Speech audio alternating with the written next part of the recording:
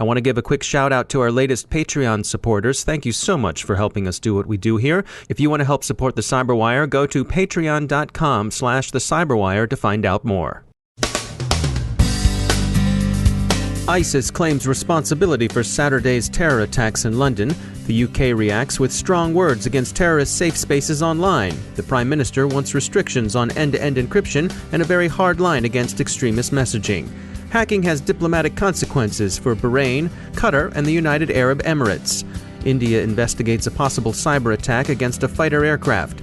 Ransomware purveyors are also selling stolen data, and EternalBlue exploits remain active.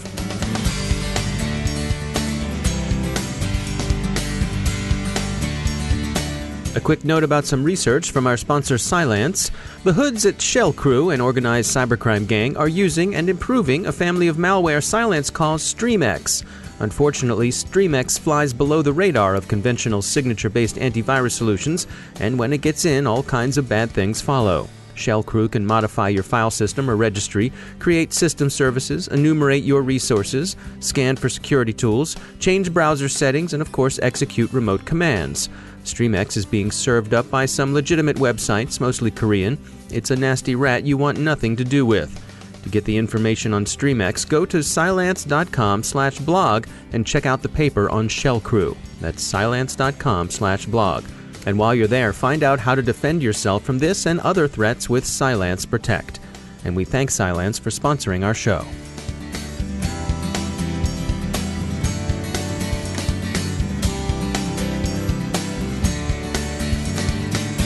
Major funding for the Cyberwire podcast is provided by Cylance. I'm Dave Bittner in Baltimore with your Cyberwire summary for Monday, June 5th, 2017.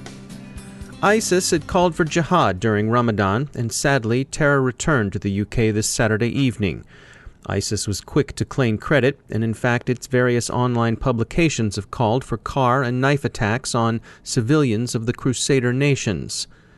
UK Prime Minister May yesterday, in an Enough is Enough speech delivered at 10 Downing Street, excoriated internet and social media providers for giving terrorists a safe space to recruit and inspire. She called for a purge of extremism in general and radical Islamism, in particular from cyberspace. The Prime Minister also advocated restricting the widespread availability of strong end-to-end encryption. Police are rounding up a suspected network for the attackers who drove into pedestrians on London Bridge and at Borough Market, then dismounted and slashed bystanders with knives. At least 7 victims are reported dead and 48 injured. Police shot 3 attackers dead. Authorities continue to comb jihadist networks and media for clues. They had made 12 arrests by Sunday evening. The London attacks appear unfortunately to be additional instances of action by known wolves. One of the London Bridge terrorists had been reported to police some time ago for his efforts to radicalize children. Police, security, and public safety agencies worldwide moved to heightened alert. ISIS newspaper Al-Naba's Thursday issue had promised more attacks would be coming to the UK. Attacks have picked up during Ramadan, the Islamic holy month, which is expected to end June 25th, with the sighting of the waxing crescent moon. Afghan police arrested a prospective suicide bomber believed ready to target a funeral. Afghan authorities say they have evidence that jihadist support networks afflicting that country are based in neighboring Pakistan. The Manchester terror bombing had already prompted more discussion in the UK about restricting encryption. Prime Minister May's Sunday reaction to the London attacks indicates that this will become a government priority. Apart from vandalism and defacement of soft-target websites, the terrorist threat in cyberspace has mostly manifested itself in information operations, not proper cyber attacks. The web affords extremists a propaganda, recruitment, and inspiration channel with very low barriers to entry. Countering those information operations assumes greater urgency after a massacre. Responses usually take the form of blocking, tighter surveillance, or counter-messaging. Blocking tends to strike public opinion as the most promising first response, but attempts by social media providers to filter content have shown blocking to be problematic. Not only does it seem practically impossible to disentangle interdicting extremist messaging from more obviously objectionable forms of censorship, but it's also just a lot harder than it looks. In Pakistan, to take one country's experience, more than 40 banned extremist groups operate with impunity on Facebook. And it's not just Facebook. People game and hijack Twitter, too, and that can have significant implications for information operations. On May 24th, Qatar news agency QNA published remarks favorable to Israel and Iran. QNA and the Qatar government say they were hacked and the remarks were a fabrication and provocation. But this morning, members of the Gulf Cooperation Council, Saudi Arabia, the United Arab Emirates, Bahrain, and Egypt severed diplomatic relations with Qatar. On Saturday, Bahrain's foreign ministry saw its own Twitter account hijacked by hacktivists protesting Bahrain's crackdown on opposition groups. A group calling itself Global Leaks has told the Daily Beast it will soon release hacked emails belonging to the United Arab Emirates ambassador to the U.S. Global Leaks says the emails show attempts to manipulate public opinion in ways that are not to the U.S. advantage. As governments are targeted by phishing attacks, particularly in the run-up to elections or other sensitive periods, they may wish to devote close attention to the security of their web apps. NetSparker's CEO, Farah Mavituna, told us in an email that while government personnel and political campaign workers undoubtedly would benefit from training to recognize phishing, we also should incentivize more secure web application development. He argued, quote, there should be legal consequences of insecure web applications, especially in this day and age when everything is being shifted to web-based applications and services, or as everyone knows it, the cloud, end quote. In a disturbing development touching Internet of Things security, the Indian Air Force has convened a court of inquiry to investigate the crash of one of its Russian-built Sukhoi 30 fighters on May 23rd. It's disturbing because there seems to be a real possibility that a cyber attack on the aircraft's avionics may have contributed to bringing down the aircraft. One login disclosed a data breach last week, possibly compromising multiple passwords its users stored with the service. Experts still recommend password managers, but they're getting queasy over the possibility that such tools can constitute a dangerous single point of failure. The WannaCry ransomware may have largely run its destructive course, but the EternalBlue exploits used to distribute the ransomware are still very much out there. FireEye reports that they're also being used to distribute the Ghost Rat Windows Trojan, and there are other reports of odd probes suggesting various threat actors may be seeking to use the leaked exploits to establish persistence in a wide range of networks, presumably in the service of some future campaign. Finally, researchers at Heimdall Security have found evidence that the purveyors of JAF ransomware have gone beyond extortion and are selling victims' data in dark web markets.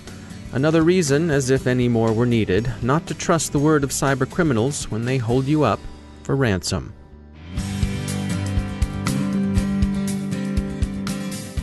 And now some information from our sponsors at E8. We all hear a great deal about artificial intelligence and machine learning in the security sector, and you might be forgiven if you've decided that maybe they're just the latest buzzwords. Well, no thinking person believes in panaceas, but AI and machine learning are a lot more than just empty talk. Machine learning, for one thing, is crucial to behavioral analytics. You can't recognize the anomalous until you know what the normal is, and machines are great at that kind of baselining. For a guide to the reality and some insights on how these technologies can help, go to e8security.com/cyberwire and download E8's free white paper on the topic. It's a nuanced look at technologies that have both future promise and present payoff in terms of security. When you need to scale scarce human talent, AI and machine learning are your go-to technologies. Find out more at e8security.com/cyberwire. And we thank E8 for sponsoring our show.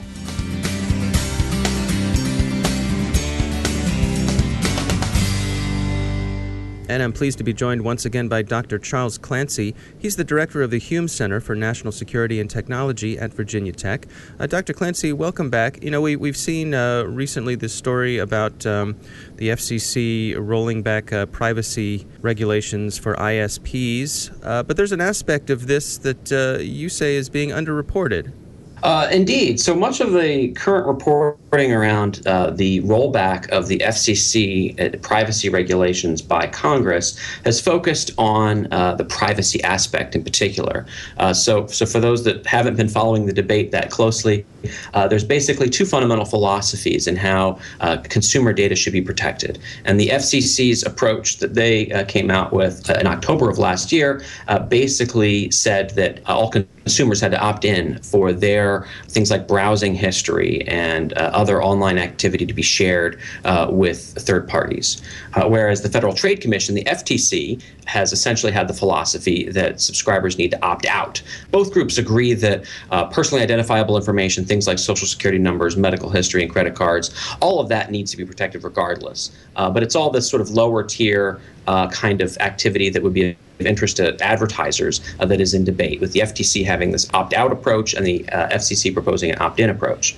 And this sort of ran its course and ultimately ended in Congress deciding to roll back the FCC's provisions in favor of the FTC's provisions. And I think it'll be interesting to see where this goes. The FCC and FTC have both agreed that they need to come together to come up with some common framework and advance that in such a way that it uniformly affects both the telecommunications broadband providers and the service providers like Google and Amazon and Facebook. But in particular, the part I wanted to talk about was another part of that same FCC order that was actually rolled back a month earlier. Right after the administration switchover, there's a portion of the original FCC order that covered cybersecurity regulations. And in particular, it was going to require that broadband providers do things like do breach notification and inform the FCC if they've been hacked. And right now, publicly traded companies have to report when they've been breached to shareholders, but only significant breaches. And so there's a lot of breaches that the members of the board of these companies decide don't quite pass the threshold because it would have an adverse impact on stock price. Also, lots of smaller internet service providers have no breach notification requirements at all. So currently, telephony operators have to provide a notification to the FCC whenever there's an outage of telephony service. But there's kind of this loophole where large telecommunications providers only have to report major breaches, so they can elect to define things as not major, and the small non-publicly traded ISPs don't have to report intrusions at all. So this would have changed that and required mandatory reporting to the FCC of breaches. It also had an entire set of provisions around deployment of risk-based management frameworks for cyber protection, things like the NIST cybersecurity framework that we've all been hearing about over the last couple of years within telecommunications critical infrastructure sectors. And sort of behind the scenes, the FCC used a provision that allows an individual bureau to stay a portion of a larger order without it having to go back to the full committee for vote.